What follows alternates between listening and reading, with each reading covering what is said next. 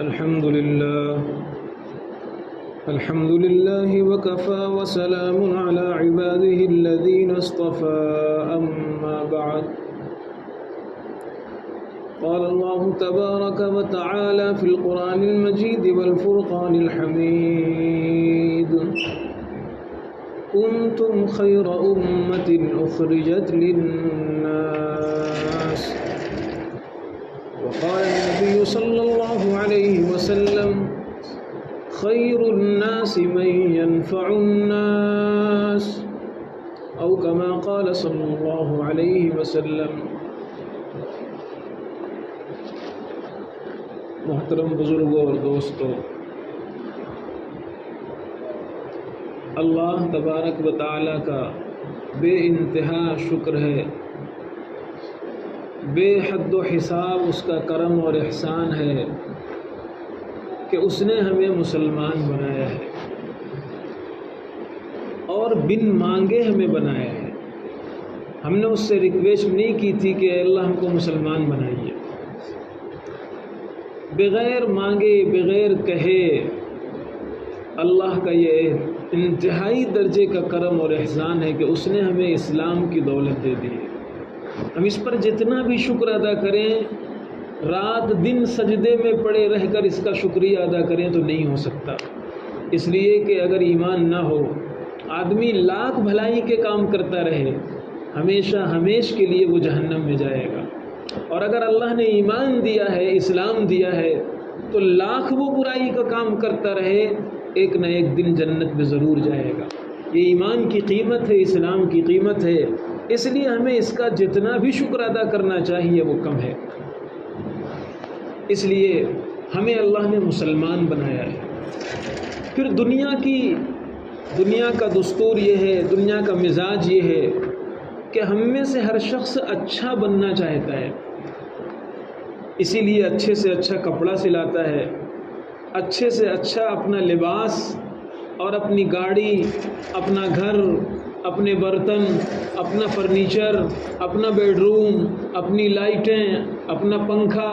یعنی ایک انسان کا جو مزاج ہے وہ یہ ہے کہ میں اچھے سے اچھا دکھوں، اچھے سے اچھا نظر آؤں، لوگ مجھے اچھا کہیں، لوگ مجھے اچھا سمجھیں.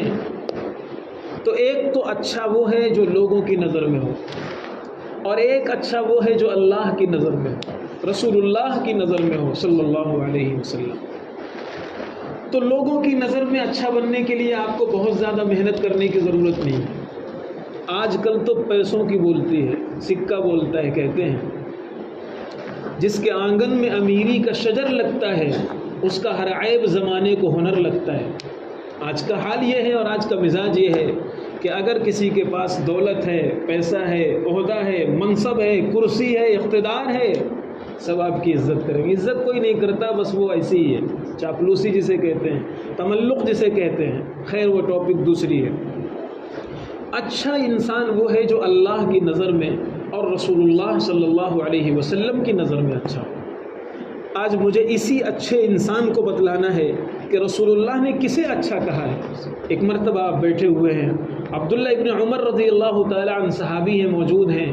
ایک شخص آتے ہیں اور آنے کے بعد انہوں نے نبی پاک صلی اللہ علیہ وسلم سے بڑا خوبصورت سوال کیا، ای الناس احب الی اللہ یا رسول اللہ، اللہ کی نظر میں سب سے اچھا انسان کون ہے یہ مجھے بتلائیے. اللہ کی نظر میں، دنیا والوں کی نظر میں نہیں، اللہ کی نظر میں کون انسان اللہ کے نزدیک سب سے اچھا ہے یا رسول اللہ یہ مجھے بتلا دیجیے. اچھا اگر تھوڑی دیر کے لیے رک کر کے ہم لوگوں سے اگر یہ سوال کیا جاتا تو ہم لوگ اپنے اپنے ذہن سے کیا جواب دیتے؟ کوئی کہتا جو بہت قرآن پڑھنے والا ہو وہ اللہ کی نظر میں بہت اچھا ہے. کوئی کہتا جو ہر دم مسجد میں آ کر کے پڑھ جانے والا ہو وہ اللہ کی نظر میں بہت اچھا ہے. کوئی کہتا جو تہجد کی پابندی کرنے والا ہو، کوئی کہتا کچھ، کوئی کچھ جواب دیتا. سرکار دو عالم صلی اللہ علیہ وسلم نے انسان کے ذہن کو پڑھ کر کے اور انسان کو ایک رخ دیا، سوچنے کا ایک ڈھنگ دیا. فرمایا خدا کی نظر میں سب سے بہترین انسان وہ ہے جو خدا کی مخلوق کے لیے نافع ہو، جو اللہ کے بندوں کے کام آئے، جو اللہ کی مخلوق کے کام آئے.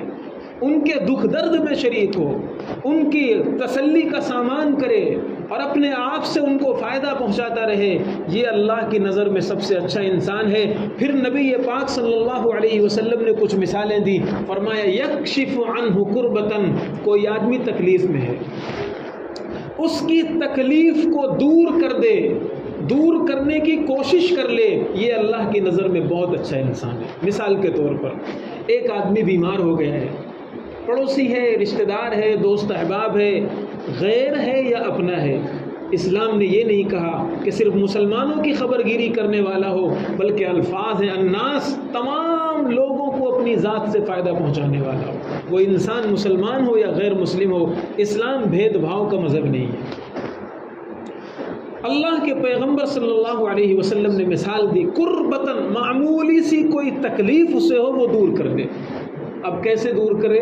مثال کے طور پر ایک آدمی بیمار ہے، اب بیمار ہے، ہم ڈاکٹر نہیں ہیں، ہم اس کا علاج نہیں کر سکتے، لیکن ہم یہ کر سکتے ہیں کہ اس کے پاس جا کر کے 2 منٹ 3 منٹ بیٹھ کر کے اس کو تسلی دے سکتے ہیں، اس کی عیادت کر سکتے ہیں، اس کی ڈھارس بنا سکتے ہیں، اسے جو اپنی بیماری کے بارے میں بہت نا امیدی ہو رہی ہے، اپنے کیس کو بہت ڈینجر کیس کو سمجھ رہا ہے، پیشانی پر ہاتھ رکھ کر کے ایک دعا نبی پاک صلی اللہ علیہ وسلم نے سکھلائی، لا باس طہور انشاءاللہ، نارمل ہے، کوئی حرج نہیں ہے، بہت معمولی تکلیف ہے، سب ٹھیک ہو جائے گا، اور یہ جو تکلیف ہے اس سے بھی تو تمہارے گناہ ختم ہو رہے ہیں، اس سے بھی تو آخرت میں درجات بلند ہو رہے ہیں، اس سے بھی تو تم اللہ کی نظر میں ترقی کر رہے ہو۔ یہ تسلی کے بول بولنے سے اس کی بیماری کم ہو جائے گی، مینٹلی جو پریشر ہے، اس کے دماغ میں جو پریشر ہے اپنی بیماری کا، وہ کم ہو جائے گا۔ ہم ڈاکٹر نہیں ہیں، ہم اس کا علاج نہیں کر سکتے، لیکن تسلی کے بول بول کر اس کی بیماری تو کم کر سکتے ہیں، اس کا غم تو دور کر سکتے ہیں، اس کی تکلیف اور بوجھ تو ختم کر سکتے ہیں۔ نبی پاک صلی اللہ علیہ وسلم نے فرمایا یہ تو کر لو۔ ایک آدمی ہے، مثال کے طور پر اس کی جوان بچیاں ہو گئی ہیں، رشتے تلاش کر رہا ہے، شادی کے لیے تو ڈھونڈ رہا ہے، اب اگر ہماری نظر میں کوئی اچھا رشتہ ہو، ہم اس کو گائیڈ کر سکتے ہیں، ہم اس کی رہبری کر سکتے ہیں، ہم اسے مشورے دے سکتے ہیں، ہم اس کا کچھ تعاون کر سکتے ہیں۔ ہمارے بس میں نہیں ہے تو تعاون کرنے والوں کا نام بتلا سکتے ہیں، ان کا پتہ بتلا سکتے ہیں۔ اللہ کے پیغمبر نے تو یہاں تک کہا ہے الدال علی الخیر کفاعلہ، یہ ترمذی شریف کی حدیث ہے۔ اللہ کے نبی نے فرمایا اگر تم بھلائی نہیں کر سکتے لیکن بھلائی کی طرف گائیڈ کر سکتے ہو تو کل قیامت میں تم بھی بھلائی کرنے والوں میں اٹھائے جاؤ گے۔ ٹھیک ہے تمہارے پاس دولت نہیں ہے، تمہارے پاس سرمایہ نہیں ہے، تم ان بچیوں کا گھر نہیں بسا سکتے ہو، تم اس بات کا سہارا نہیں بن سکتے ہو، لیکن ایسے لوگوں کا پتہ بتلا دو جو اس کے کام کر دیں، جو اس کا تعاون کر دیں، جو اس کے لڑکیوں کی شادیاں کرا دیں، اللہ کل قیامت میں تمہیں بھی ایسے لوگوں میں اٹھائے گا۔ اسلام تو یہ سکھاتا ہے۔ یکشف عنہ کربتاً، معمولی سی کوئی تکلیف ہو وہ دور کر دو۔ مثال کے طور پر کوئی پڑوسی ہے یا کوئی ملنے جلنے والا ہے، اس کو کوئی اڑچن پیش آ گئی ہے، کوئی رکاوٹ پیش آ گئی ہے، کاروبار میں لاس ہو رہا ہے، دھندا نہیں چل رہا ہے، یا لڑکے نافرمان ہو گئے ہیں، بچے بات نہیں سن رہے ہیں، ایسے موقع پر ہم لوگ کیا کرتے ہیں؟ اپنی لائف اسٹائل، بھائی اپنا کھانا اپنا کمانا، یہ جملہ لوگوں میں مشہور ہو گیا ہے۔ اپنا کھانا اپنا کمانا، ٹھیک ہے اپنا کھانا اپنا کمانا، لیکن مسلمان کو صرف اپنے کھانے اور اپنے کمانے کے لیے نہیں پیدا کیا گیا۔ وما سمي الانسان الا لانسه وما سمي القلب الا انه يتقلب، انسان کا نام انسان اس لیے رکھا گیا کہ اس کے دل میں درد دل پیدا کیا گیا، انسانیت کے لیے درد پیدا کیا گیا، محبت پیدا کی گئی تمام مخلوق اور تمام انسانوں کے لیے جب اس کا نام انسان رکھ دیا گیا، ورنہ انسان میں اور دوسرے جانوروں میں کوئی فرق نہیں ہوتا۔ جانور بھی یہی کرتا ہے، اپنا گھر، اپنی فیملی، اپنی خوراک، اپنے بچے، بس اس کو دوسروں سے کوئی مطلب نہیں ہوتا۔ لیکن انسان کو اس لیے نہیں پیدا کیا گیا، درد دل کے واسطے پیدا کیا انسان کو، ورنہ طاعت کے لیے کچھ کم نہ تھے کرو بیاں۔ اگر اللہ کو صرف اطاعت مقصود ہوتی، عبادت مقصود ہوتی تو فرشتوں کی کمی نہیں ہے، ہر وقت جو اللہ کی تسبیح و تقدیس کرتے رہتے ہیں۔ اگر صرف عبادت ہی انسان کا کام ہوتا اور عبادت ہی کے لیے انسان کو پیدا کیا جاتا اور اطاعت ہی انسان کے پیدا کرنے سے مقصود ہوتی تو اللہ کی تسبیح و تحمید کرنے کے لیے اس کے فرشتے کافی ہیں۔ ایک مرتبہ اگر کوئی بیت المعمور کا طواف کر لیتا ہے کوئی فرشتہ، 70,000 فرشتے روزانہ طواف کرتے ہیں، اور ایک مرتبہ اگر کسی نے طواف کر لیا قیامت تک اس کا دوبارہ نمبر نہیں آئے گا، اتنے فرشتے خدا نے پیدا کیے ہیں۔ اور ایسے ایسے فرشتے، ڈیوٹیاں الگ الگ لگا دے، ابھی فرشتوں کا میرا موضوع نہیں ہے، ایسے ایسے فرشتے صرف آمین کہنے کے لیے الگ فرشتے ہیں، درود پہنچانے کے لیے روضہ پاک پر الگ فرشتے ہیں، کعبہ کا طواف کرنے کے لیے الگ فرشتے ہیں، مومن کی حفاظت کرنے کے لیے الگ فرشتے ہیں، بلکہ بعض روایتوں میں ایک آنکھ بچانے کے لیے 7 فرشتوں کی ڈیوٹیاں لگی ہوئی۔ انسان کو خدا نے ایسے پیدا کیا ہے، ایک آنکھ اس کی بچانے کے لیے 7 فرشتوں کو لگا دیا ہے۔ معمولی سمجھتے ہیں انسان کو، تو اللہ تبارک و تعالیٰ نے انسان کو انسانیت کے لیے پیدا کیا ہے، اس لیے پیدا کیا ہے کہ وہ دوسروں کا دکھ درد سمجھے اور کسی نہ کسی درجے میں اپنے آپ سے لوگوں کو فائدہ پہنچائے۔ تو نبی پاک صلی اللہ علیہ وسلم نے پہلی چیز ارشاد فرمائی، یکشف عنہ کربتن۔ اور قربتن کے بارے میں علماء کہتے ہیں کہ قربتن کے اندر جو تنوین ہے وہ تنوین تقلیل ہے، اور تنوین تقلیل کا مطلب یہ ہوتا ہے کہ معمولی اگر کوئی تکلیف دور کر دے، یہ اللہ کی نظر میں بہت اونچا مقام ہے۔ پھر آپ نے فرمایا یقضی عنہ دیرن، کبھی کسی کے اوپر کوئی قرضہ چڑھ گیا ہے، وہ قرضہ ادا کر دے، تھوڑا موڑا اپنی حیثیت کے مطابق قرضہ ہے وہ ادا کر دے، پورا نہیں ادا کر سکتا تھوڑا سا ادا کر دے، ادا نہیں کر سکتا تسلی کے بول دے، ادا کرنے والوں کا پتہ بتلا دے، کچھ تعاون کر دے۔ یہ اللہ کے نبی صلی اللہ علیہ وسلم نے مثالیں دی۔ فرمایا کسی انسان کی کوئی ضرورت پوری کر دے، کسی انسان کا کوئی کام بنا دے، پڑوسی مثال کے طور پر اس کے بچے چھوٹے چھوٹے ہیں، شوہر کام پر چلا گیا ہے، گھر میں پانی رس رہا ہے، بیسن خراب ہو گیا ہے، کہیں سے لیکیج ہو رہا ہے، کہیں دروازہ ٹوٹ گیا، کچھ ہو گیا، ہمیں پتہ بھی چل گیا لیکن ہم اپنی دنیا میں مست ہیں۔ اگر ہم ایک فون کر کے پلمبر کو بلا دیں، ایک فون کر کے کسی کام کرنے والے کو بلا دیں، ہمارے ایک فون سے کچھ نہیں ہوگا، لیکن خدا کی نظر میں یہ بہت بڑا ثواب لکھا جائے گا، سجدوں سے بہتر ثواب لکھا جائے گا۔ اسی حدیث میں آگے جو جملہ ہے وہ بہت عجیب ہے اور ایک مسلمان کو سوچنے کا رخ دینے والا ہے۔ پھر اللہ کے نبی صلی اللہ علیہ وسلم نے ایک جملہ ارشاد فرمایا۔ آپ مسجد میں تشریف فرما تھے، عبداللہ ابن عمر رضی اللہ تعالیٰ عنہ موجود ہیں، صحابہ موجود ہیں، آپ نے آخر میں ایک جملہ فرمایا، سنو، اور میں کسی انسان کی ضرورت کے لیے کچھ دوڑ دھوپ کروں، بھاگ دوڑ کروں، کوشش کروں، یہ میں بہتر سمجھتا ہوں ان اعتکف فی مسجدی ھذا شہرا، اپنی اس مسجد میں 1 مہینہ اعتکاف سے میں اسے افضل سمجھتا ہوں۔ یہ کون فرما رہے ہیں؟ یہ نبی پاک، صحیح حدیث ہے، نبی پاک صلی اللہ علیہ وسلم فرما رہے ہیں کہ اگر میں کسی انسان، مسلمان کا لفظ نہیں فرمایا، کسی انسان مسلم ہو نان مسلم ہو، کسی بھی مذہب کا ماننے والا ہو، خدا نے اسے پیدا کیا ہے، اس کے ہاتھ آنکھ باڈی یہ سب اللہ نے بنائے ہیں، یہ خدا کی بنائی ہوئی ایک مشین ہے۔ اگر بہت بہترین کوئی فرنیچر بناتا ہے، کوئی بہت محنت سے کوئی چیز تیار کرتا ہے، پھر اگر کوئی بچہ پینسل سے بھی خراش لگاتا ہے وہ اسے برداشت نہیں کرتا، بچے کو ڈانٹتا ہے، تجھے سمجھ میں نہیں آ رہا، میں نے اتنی خوبصورت ڈیزائن کی ہے اور اتنا خوبصورت نقش و نگار کیا ہے، اتنا خوبصورت محنت کر کے تیار کیا ہے اور تو اسے داغ لگا رہا ہے۔ اللہ کی بنائی ہوئی اس مشین پر کوئی عیب لگائے، اللہ کی بنائی ہوئی اس مشین کو کوئی داغدار کرے، کوئی خراب کرے، یہ اللہ کو بالکل پسند نہیں ہے۔ اس لیے خدا کی نظر میں خیر الناس من ينفع الناس، پیغمبر نے فرمایا خدا کی نظر میں سب سے بہتر وہ انسان ہے جو انسانوں کے کام ہے۔ اس لیے اللہ کے پیغمبر نے یہ جو جملہ ارشاد فرمایا بڑا عجیب جملہ ہے، فرمایا اگر میں کسی انسان کے کام آؤں، اس کی کسی بھی ضرورت کے لیے دوڑ دھوپ کروں، کوشش کروں، میں 1 مہینہ مسجد نبوی میں اعتکاف سے اسے افضل سمجھتا ہوں۔ اور ایسا نہیں ہے کہ صرف نبی نے یہ جملہ فرما دیا، ابن عباس رضی اللہ تعالیٰ نے اعتکاف میں بیٹھے ہوئے ہیں، نفلی اعتکاف، ایک شخص آئے اور کہنے لگے کہ میرا فلاں کام ہے، فلاں آدمی ہے وہ میرا پیسہ نہیں دے رہا ہے اور وہ مجھے ٹال مٹول کر رہا ہے، اگر آپ اس سے کہہ دیں گے وہ آپ کی بات سنتا ہے، وہ آپ کی بات مانتا ہے، اگر آپ اس کو کہہ دیں گے یا آپ تھوڑا سے چل کر کے بول دیں گے تو میرا میٹر حل ہو جائے گا، میرا مسئلہ حل ہو جائے گا۔ ابن عباس رضی اللہ تعالی عنہ نے اعتکاف چھوڑ دیا۔ ابن عباس رضی اللہ تعالیٰ عنہ نے مسجد نبوی کا اعتکاف چھوڑ دیا اور اعتکاف چھوڑ کر کے اس شخص کے کام کے لیے گئے اور پھر اس کا کام بنایا اور فرمایا میں اس عمل کو اعتکاف سے افضل سمجھتا ہوں۔ یہ ہے صحابہ کرام کا مزاج اور یہ ہے ایک مسلمان کا مزاج، اور یہ ہے اصل عبادت جو اللہ کو بہت زیادہ پسند ہے کہ انسان انسان کے کام آئے، انسان انسان کی ضرورت پوری کرنے والا بنے، انسان انسان کو فائدہ پہنچانے والا بنے۔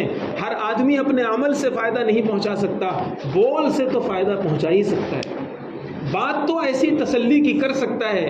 اور ہم تو اب اتنے بے حس ہو گئے ہیں کہ ہم اپنی بچوں کو اور اپنی نسلوں کو فائدہ اپنی ذات سے نہیں پہنچا رہے، بس موبائل، بس دوست، بس باہر کی دنیا۔ مسجدوں میں بیان سنتے ہیں، علماء کی بہت سی باتیں ہمارے کانوں میں پڑتی ہیں، ابھی ہم گھر جائیں گے کوئی بھی شاید اللہ ماشاء اللہ کوئی اپنے بچوں کو بٹھا کر کہے، کوئی اپنی بیوی کو کہے کہ آج میں نے دین کی یہ بات سنی ہے، تم بھی سنو، تمہارا بھی فائدہ ہے، میں اپنی ذات سے تمہیں فائدہ پہنچانا چاہتا ہوں۔ صرف کپڑے لا کر کے دے دینا، صرف اس کے کھانے پینے کا انتظام کر دینا، یہی صرف فائدہ پہنچانا نہیں ہے۔ اصل فائدہ یہ ہے جو قرآن کہتا ہے، یا ایھا الذین آمنوا قوا انفسکم واہلیکم نارا، اے ایمان والو اپنے آپ کو اور اپنے فیملی کو اصل فائدہ پہنچاؤ، جہنم کی آگ سے بچاؤ۔ سب سے بڑا فائدہ یہ ہے، ٹھیک ہے کپڑے لا دینا، بدن پر کپڑے پہنا دینا، یہ تو دوسرے جانور بھی کرتے ہیں۔ آپ نے نہیں دیکھا چونچ میں چڑیا اپنا دانہ لا کر کے کتنی دور سے اڑ کر کے آتی ہے اور اپنے بچے کے منہ میں کھلاتی ہے۔ جانور کو آپ نے نہیں دیکھا، وہ اپنے آگے کا چارہ اور اپنے آگے کی چیز اپنے بچوں کو کھسکا دیتا ہے، اپنے بچوں کو کھلاتا ہے۔ تو صرف اپنے بچوں کے کھانے کا انتظام، پہننے کا انتظام، تعلیم کا انتظام، یہ اصل ذمہ داری ایک مسلمان کی نہیں ہے، اور اصل فائدہ ایک مسلمان کا نہیں ہے کہ وہ اپنی ذات سے فائدہ پہنچا رہا ہے۔ اصل فائدہ تو یہ ہے کہ اس کی آخرت بنائے، اصل فائدہ یہ ہے اسے جہنم سے بچائے، جو قرآن کہہ رہا ہے اے ایمان والو بچاؤ اس آگ سے جس کا ایندھن انسان ہوگا۔ ایسی آگ دنیا میں جب کوئی آگ پر بھونتا ہے کسی چیز کو تو پہلے مار دیتا ہے، پہلے موت دیتا ہے، چکن فرائی ہوتی ہے، مرغیاں ذبح ہوتی ہیں، جان نکلتی ہے، صاف ہوتی ہیں، پھر آگ پہ بھونا جاتا ہے۔ کوئی پرندے کا شکار کرتا ہے اور پرندہ آگ پہ اگر بھونتا ہے تو پہلے اس کی جان نکالتا ہے، مارتا ہے، ذبح کرتا ہے، پھر اس کو آگ میں بھونتا ہے۔ نار اللہ الموقدہ التی تطلع علی الافئدہ، وہ ایسی آگ ہوگی لا یموت فیہا ولا یحیا، اس میں موت نہیں آئے گی، اس میں انسان کو مار کر نہیں بھونا جائے گا، اس میں انسان کو زندہ بھونا جائے گا۔ کلما نضجت جلودہم بدلناہم جلودا، اور ایسا عذاب ہوگا ایک کھال اگر ختم ہوگی دوسری نئی کھال بن جائے گی، ایک کھال جل کر کوئلہ بنے گی تو ایسا نہیں ہے کہ عذاب کچھ ہلکا ہو جائے دوسری کھال پھر چینج کر دی جائے گی۔ یہ اللہ کا قرآن کہتا ہے، یہ اللہ کا قرآن کہتا ہے نارن تلظا، بھڑکتی ہوئی آگ ہوگی، اور ایسے شعلے ہوں گے جیسے اونٹ۔ شعلہ آگ کا چھوٹا چھوٹا نہیں، سورہ زاریات کے اندر اس کی تفصیل موجود ہے، ایسے شعلے گر رہے ہوں گے جیسے بڑے بڑے اونٹ گرتے ہوں، ایسے ایسے پہاڑوں کی طرح اس کے شعلے ہوں گے۔ نارکم ہذہ جزء من 70 جزءا من نار جہنم، ترمذی جلد ثانی کی حدیث ہے۔ پیغمبر نے ایک موقع پر صحابہ سے کہا تھا دنیا کی تمہاری جو آگ ہے تم ذرا اس میں ہاتھ رکھ کر کے بتاؤ، دنیا کی تمہاری جو آگ ہے ذرا اس کے پاس جا کر تو بتاؤ، ذرا اس کو ہاتھ میں لے کر کے تو دکھاؤ، تم برداشت نہیں کر سکتے۔ اور اس کا 70 گنا جہنم کی آگ، اس کا 70 گنا قرآن میں اس چیز کا ذکر ہے۔ جب وہ پانی جہنم کا کھولتا ہوا لایا جائے گا تو چہرے کی یہ کھال سمٹ کر کے پیروں میں آ جائے گی، اتنی زبردست وہ آگ ہے اور اتنا زبردست عذاب ہے۔ اللہ کا قرآن کہتا ہے اے مسلمانوں کس غفلت میں پڑے ہوئے ہو، صرف اپنا اپنا اپنا۔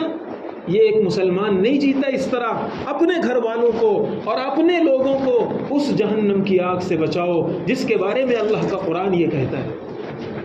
اس لیے ہم اپنے آپ سے اپنی فیملی کو فائدہ نہیں پہنچا سکتے۔ ہمارے بچے قرآن صحیح نہیں پڑھ رہے ہیں، ہمارے بچے صحیح عقیدہ نہیں جانتے، ہمارے بچے دین کی بنیادی معلومات اور بنیادی چیزیں نہیں جانتے، ہم انہیں یہ چیز نہیں سکھا پا رہے، ہم انہیں نبی پاک صلی اللہ علیہ وسلم کی سیرت نہیں بتا پا رہے، صحابہ کا کردار نہیں سمجھا پا رہے ہیں، ہم کیا ان کو فائدہ پہنچائیں گے؟ صرف پزا اور برگر کھلا دینا یہ فائدہ پہنچانا نہیں ہے، صرف ان کے کھانے کی خواہشیں پوری کر دینا یہ ان کو فائدہ پہنچانا نہیں ہے۔ اس لیے بزرگوں اور دوستوں، بہت درد دل کے ساتھ یہ بات میں کہہ رہا ہوں کہ انسان کی زندگی کا کچھ پتہ نہیں ہے، اور اب تو ایسی موتیں ہیں، علامات قیامت میں سے ایک چیز ہے الموتان، حدیث میں لفظ آیا ہے کثرت سے انسان مرے گا۔ اور کیسے؟ پہلے لوگ بوڑھے ہوتے تھے، بیمار ہوتے تھے، کچھ دن بستروں میں پڑتے تھے، پھر دنیا چھوڑتے تھے، اور اب تو اللہ ماشاء اللہ ایک رپورٹ آئی ہے ابھی جلدی، لیٹسٹ رپورٹ ہے کہ تقریباً 100 میں سے 60 لوگ بوڑھے نہیں ہو رہے ہیں، بوڑھے ہونے سے پہلے چلے جا رہے ہیں، 100 میں سے 60 لوگ۔ یعنی اکثر صورتحال یہ ہو گئی ہے، غذا ایسی ہے، فضا ایسی ہے، کھان پین ایسا ہے، لائف اسٹائل ایسی ہے، سونا اٹھنا بیٹھنا ایسا ہے، انسان بیماریوں کا پلندہ بن چکا ہے۔ اور کیسے جا رہا ہے؟ ایسے اٹیک اور ایسے حادثات آ رہے ہیں کہ انسان سوچتا ہے کچھ وصیت کر دوں گا، توبہ تلہ کر دوں گا، بعد میں اللہ سے معافی مانگ لوں گا، اور اسے اتنا موقع نہیں آتا کہ وہ اپنے اللہ سے توبہ استغفار بھی کر سکے۔ کثرت سے موتیں ہو رہی ہیں، اور روزانہ ہم خبریں سن رہے ہیں، اور روزانہ یہ چیزیں ہم دیکھ رہے ہیں۔ کب ہماری آنکھ بند ہو جائے کسی کو نہیں پتہ، کب ہمارا نمبر آ جائے کسی کو نہیں پتہ ہے۔ اس لیے اللہ کے پیغمبر نے جو ایک مسلمان کا حلیہ بتایا ہے، ایک مسلمان کی لائف اسٹائل بتائی ہے، ایک اچھا مسلمان خدا کی نظر میں بتایا ہے، ہمیں وہ بننے کی کوشش کرنا چاہیے۔ اور یہ عجیب بات ہے، قرآن میں اللہ تعالیٰ فرماتا ہے کنتم خیر امہ، تم بہترین امت اس لیے ہو اخرجت للناس کہ تمہارے دماغ میں لوگوں کو فائدہ پہنچانا بھرا ہوا ہے۔ تم اسی لیے بہترین امت ہو کہ تم لوگوں کو فائدہ پہنچاتے ہو، اپنی بات سے، اپنی ذات سے۔ فائدہ انسان پہنچاتا ہے دو ہی طریقے سے، یا تو اپنی ذات سے وہ فائدہ پہنچائے گا، کوئی کام کرا دے گا، بلکہ عجیب بات ہے اللہ کے پیغمبر نے یہاں تک فرمایا اگر کوئی سواری پر بیٹھا ہوا ہے، اس کا کوڑا زمین پر گر گیا، تم نے وہ کوڑا اٹھا کر اسے دے دیا، تمہارے نام اعمال میں صدقے کا ثواب لکھا جائے گا۔ یہ انسانیت ہے، یہ مذہب ہے اسلام۔ اگر کوئی راستہ بھول گیا، آپ نے اسے صحیح راستہ بتلا دیا، ارشاد کر رجل، تمہارا راستہ بتلا دینا کسی کو، یہ تمہارے نام اعمال میں صدقہ لکھا جائے گا۔ بلکہ یہاں تک آپ نے فرمایا کہ اگر تم کسی انسان سے بات کر رہے ہو، مسکرا کر اس لیے بات کر رہے ہو کہ میرے پیغمبر نے کہا ہے، تمہارے نام اعمال میں صدقہ لکھا جائے گا۔ یہاں تک اللہ کے پیغمبر نے فرمایا اگر تم اپنے فیملی پر خرچ کر رہے ہو، اپنے گھر والوں پر خرچ کر رہے ہو، اور یہ سوچ کر رہے ہو کہ میرے نبی نے کہا ہے صدقہ ہے، تمہارے نام اعمال میں صدقہ لکھا جائے گا۔ کون دھرم ایسا ہے، کون مذہب ایسا ہے جو اتنی انسانیت سکھلانے والا ہو، جو اتنا لوگوں کو لے کر چلانے والا ہو کہ صرف اپنے گھر کو نہیں، آس پڑوس کا حق ہے، دوست احباب کا حق ہے، رشتہ داروں کا حق ہے، بلکہ ہر انسان کا حق ہے، ہر انسان کو کام آؤ۔ مسند احمد کی ایک عجیب حدیث ہے، اللہ کے نبی صلی اللہ علیہ وسلم نے فرمایا سب سے بہترین انسان وہ ہے یرجا خیرہ ویؤمن شرہ، کہ جس کے خیر کی امید رکھی جائے اور اس کے شر سے آدمی اطمینان کرے کہ بھائی یہ آدمی کرے گا تو اچھا کرے گا، نقصان نہیں پہنچائے گا، بے ضرر آدمی ہے، یہ اپنے آپ سے اور اپنی ذات سے فائدہ ہی پہنچائے گا، اور اگر فائدہ نہیں پہنچا سکتا تو نقصان نہیں پہنچائے گا۔ اللہ کے پیغمبر نے فرمایا بیسٹ، بہترین انسان۔ پھر دوسرا جملہ اس میں ہے یرجا خیرہ ولا یؤمن شرہ، اللہ کی نظر میں برا انسان وہ ہے جو خیر تو کرتا ہو، لوگوں کے کام بھی آتا ہو، تھوڑا بہت کسی کا کام بنا بھی دیتا ہو، لیکن جب سنک جاتی ہو، یہاں کی زبان میں جب غصہ چڑھ جاتا ہو، جب دماغ تھوڑا سا پریشر کا شکار ہو جاتا ہو، تو پھر وہ زبان سے کیا بول رہا ہے، گالیاں بک رہا ہے، کہاں کہہ رہا ہے، کیا کہہ رہا ہے، اسے کچھ نہیں پتہ چلتا۔ پھر نہ پڑوسی کا خیال، نہ عمر دراز کا خیال، نہ بچوں کا خیال، نہ دوست کا خیال، نہ رشتہ داروں کا خیال۔ اللہ کے پیغمبر نے فرمایا اس کے خیر کے باوجود یہ خدا کی نظر میں برا انسان ہے، کیونکہ لا یؤمن شرہ، اس کے شر سے اور اس کی برائی سے لوگ مطمئن نہیں ہیں۔ اس لیے سمجھیے اس چیز کو کہ دین کس چیز کا نام ہے۔ چند رکعتیں پڑھ لینے کا نام دین نہیں ہے، چند پارے پڑھ لینے کا نام دین نہیں ہے، دین تو سر سے شروع ہوتا ہے، پیر کے ناخن پر ختم ہوتا ہے.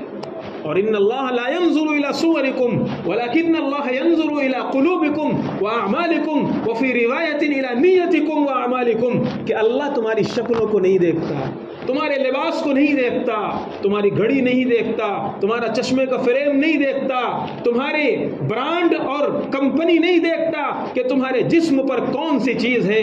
اللہ تعالیٰ تمہارے دلوں کا حال دیکھتا ہے. وہ دیکھتا ہے کتنا درد دل اور کتنی انسانیت تمہارے سینے میں ہے. اور اب تو ایسی بے حسی ہے کہ بوڑھے ماں باپ ترس رہے ہیں، بیٹے کو اتنی بھی فرصت نہیں ہے کہ اپنے بوڑھے ماں باپ کے پاس بیٹھ جائے. دوسروں کا چھوڑ دیجئے، جس ماں نے اسے جنم دیا ہے، جس باپ نے اس کی انگلی پکڑا کر کے اس کا بچپن گزارا ہے، سر کا پسینہ پیر میں گرا کر کے اس کے کھانے اور پینے کی ضروریات کو پورا کیا ہے، آج وہ باپ ترس رہا ہے میرا جوان بیٹا 2 بول مجھے بول دے. یاد رکھیے، بڑھاپے میں باپ کو مال نہیں لال چاہیے. بڑھاپے میں اتنی زیادہ مال کی خواہش نہیں رہتی، ان کے کھانے پینے کی ضرورت پوری ہو جائے وہی ان کے لیے کافی ہے. بڑھاپا جب شروع ہوتا ہے تو بڑھاپے کے لیے بوڑھا باپ چاہتا ہے میرا بچہ کام سے آئے، کہیں سے آئے، تھوڑی دیر میرے پاس بیٹھے، دکھ درد میرا سنے، کچھ بول مجھ سے کہے، کچھ اچھا برا میرے سامنے شیئر کرے. لیکن بیٹا اگر آیا بھی، ہاں کھانا ہوا، ہاں ہو گیا، چلو سیدھا بیڈ روم، سیدھا اپنے بیوی کے پاس، سیدھا بچوں کے پاس. یہاں بوڑھے ماں باپ سارا دن اس کا راستہ تکتے رہتے ہیں، گھڑیاں دیکھتے رہتے ہیں، کب کام دھندے سے میرا بچہ فارغ ہو کر کے آئے گا. اور یہ بچہ اتنا بے حس ہو گیا کہ اپنے باپ کے لیے 10 منٹ نکالنا مشکل ہے، اپنے بوڑھی ماں کے پاس 10 منٹ اس کے لیے بیٹھنا مشکل ہے. دوسروں کو فائدہ پہنچانا تو چھوڑ دیجئے، جس باپ نے اس کے لیے اتنا کیا ہے، جس ماں نے اس کے لیے اتنا کیا ہے، وہ اپنے اس ماں اور باپ کے لیے 10 منٹ نہیں نکال سکتا. کہاں ہم جا رہے ہیں؟ کون سا اسلام ہم سیکھ رہے ہیں؟ کون سی مسلمانی اپنے اندر پیدا کر رہے ہیں؟ خدا نے کل قیامت میں اگر ہم سے پوچھ لیا، ہمارے پاس اس کا کوئی جواب نہیں ہوگا، ہمارے پاس اس کا کوئی جواب نہیں ہوگا. حدیث موجود ہے، بنی اسرائیل کا یہ واقعہ ہے، اللہ کے پیغمبر نے سنایا. بنی اسرائیل میں ایک نیک انسان تھا، ایک مرتبہ وہ کام چراگاہ میں جاتا تھا، جانور چرایا کرتا تھا. یہاں بوڑھے حضرات بیٹھے ہیں، جانتے ہوں گے پہلے زمانے میں لوگ صبح جانور لے جایا کرتے تھے تو شام میں جانوروں کو واپس گھر لاتے تھے، سارا دن جنگل میں رہتے تھے. وہ رات میں آیا اور رات میں آنے کے بعد دودھ دہا اس نے، بکری کا یا بھینس کا، جو بھی اس زمانے میں جانور ہو، اس نے بکری کا دودھ دہا. اس کی ماں بوڑھی تھی، اس کی ماں نے پانی مانگا یا دودھ مانگا اور وہ کہنے لگا کہ ماں ذرا دودھ کر کے آتا ہوں، لے کر کے آتا ہوں. تھوڑا سا وقت گزرا ہوگا، 5 منٹ سمجھ لیجئے، اتنے میں اس کی ماں سو گئی. بڑھاپا ہے، نیند ہے. یہ عبد صالح، یہ خدا کا بندہ مومن، یہ اللہ کی نظر میں نیک انسان جس کی رسول اللہ تعریف کر رہے ہیں، یہ بندہ دودھ لے کر کے آتا ہے، اپنی ماں کو نہیں جگاتا. پتہ نہیں کب سے میری ماں جاگ رہی ہوگی، میں اس کی نیند میں ڈسٹرب نہیں کرنا چاہتا. آج کا نوجوان بوڑھے ماں باپ کی نیند کو سمجھتا نہیں، سارا دن سوتے رہتے ہیں. ان کی نیند اگر خراب ہوگی تو کیا ہوتا ہے؟ یہ ہے نوجوانوں کے جملے. وہ کھڑا رہا، بچے اس کے بلک بلک کر کے پیروں میں گرتے رہے کہ ہمیں دودھ پلا دیجئے. اس نے نہ تو اپنے ماں کو جگانا گوارا کیا اور نہ یہ گوارا کیا کہ ماں سے پہلے میں اپنے بچوں کو پلاؤں. رات بھر وہ کھڑا رہا سرہانے. کون ایسا کرے گا؟ ہے کوئی ماں کا خدمت گزار فرما بردار آئے سامنے؟ کیسا بندہ تھا وہ؟ رات بھر وہ سرہانے ماں کے کھڑا رہا اور نہ اپنے بچوں کو پہلے دودھ پلایا، نہ ماں کو جگایا. صبح ہوئی، جب اس کی ماں بیدار ہوئی تب اس نے ماں کو دودھ پلایا. جب ماں کو پتا چلا، ماں نے آسمان کی طرف جھولی پھیلائی اور کیا دعائیں مانگی ہوگی ماں ہی جانتا ہے، اس کا رب جانتا ہے. اس کی قبولیت کی سب سے بڑی دلیل یہ ہے کہ رسول اللہ صلی اللہ علیہ وسلم اس کی تعریف کر رہے ہیں. انسانیت پیدا کیجیے اپنے اندر، درد دل پیدا کیجیے اپنے اندر، اپنے آپ سے دوسروں کو فائدہ پہنچاؤ. اور سب سے پہلے اپنے ماں باپ ہیں، بیوی بچے ہیں، پڑوسی ہیں، رشتہ دار ہیں، دوست احباب ہیں، پھر عام مسلمان ہیں، پھر عام انسان ہیں. یہ درجہ ہے، حقوق ہیں سب کے. اللہ تعالیٰ عمل کی توفیق عطا فرمائے.